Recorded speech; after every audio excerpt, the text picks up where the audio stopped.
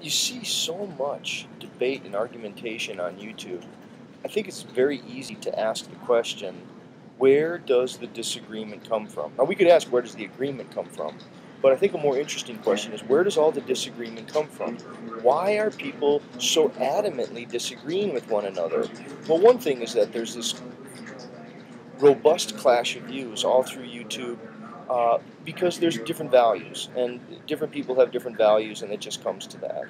And when you go to YouTube, you see such a range of political views, you see such a range of religious views, you see such a range of scientific views, and they're all clashing together. And I don't think that it's all just differences of views. Now, someone might say, well, what are the differences then? Why is it that there is so much disagreement?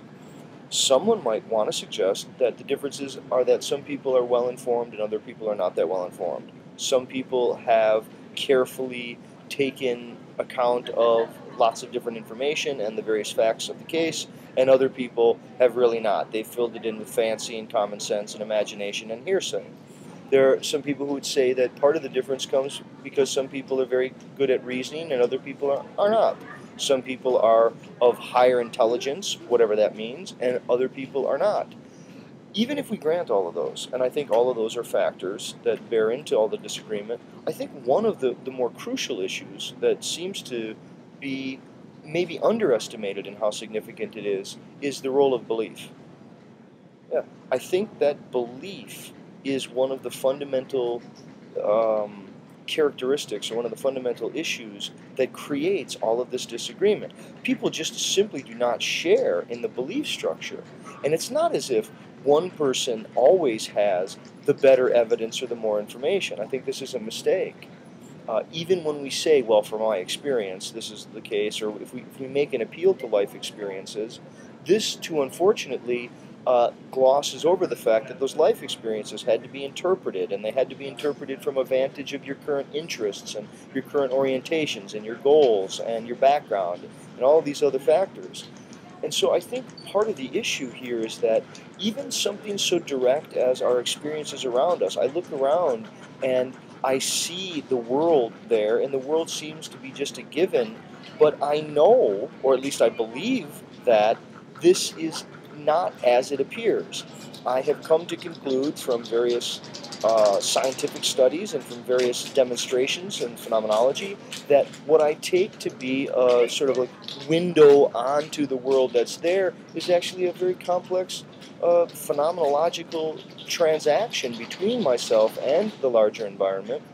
There are blind spots, there are gaps, there are all kinds of holes, and my vision participates in what it sees, and it constitutes the visual world there. It's not as if the things are there causing me or to see them because they're impinging upon my retinal image. This, I do believe, the scientists would say would be a dubious account, and I think your eyes are not windows, they are very complicated organs that are participating in what they ultimately register. Now, all of that is interesting because I think it is funded by a kind of belief. That is, I have to believe what other people say. When other people talk, we're stuck always asking, do we believe them or not? Right? And there is this issue of how much can we understand without believing. I think it was St. Augustine who said, in order to understand, you must first believe. And there does seem to be a sense of belief.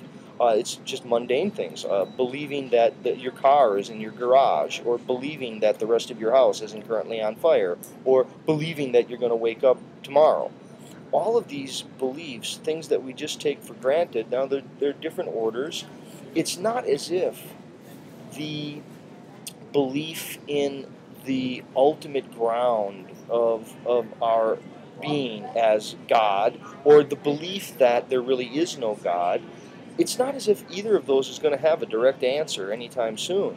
But I think we still need to believe something with regard to that, even though we don't have the facts.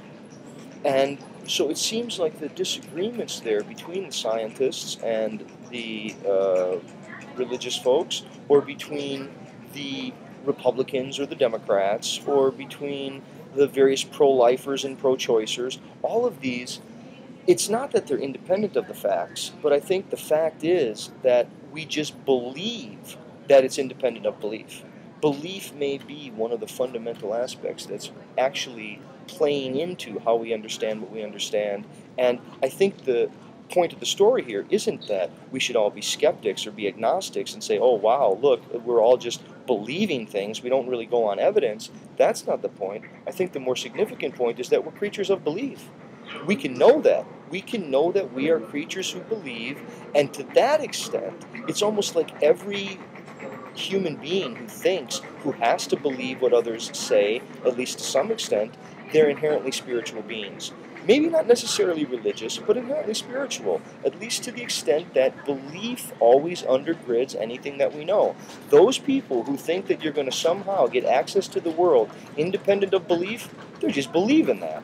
Okay, thanks.